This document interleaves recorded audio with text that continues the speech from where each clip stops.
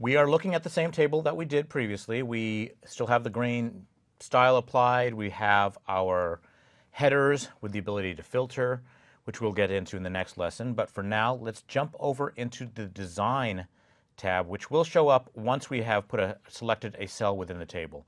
If I'm outside of the table, I'm not going to see it. Go ahead and click within the table. The Design tab shows up.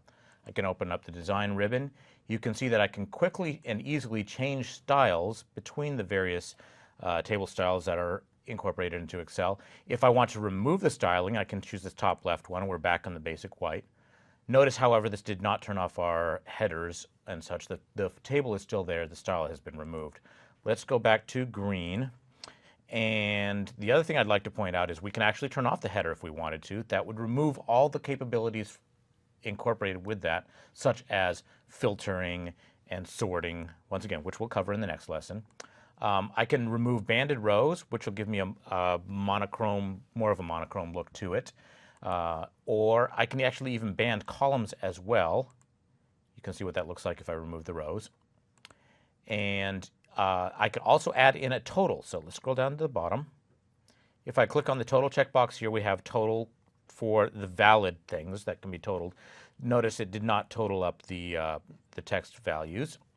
And let's see, we can also give highlighting or draw attention to the first column and the first or the last column as well.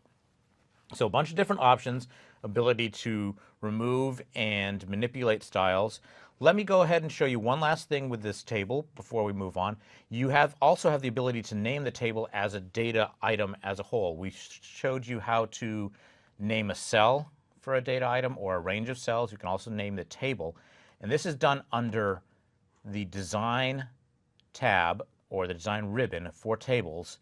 And I would just put my table name here, whatever that happened to be.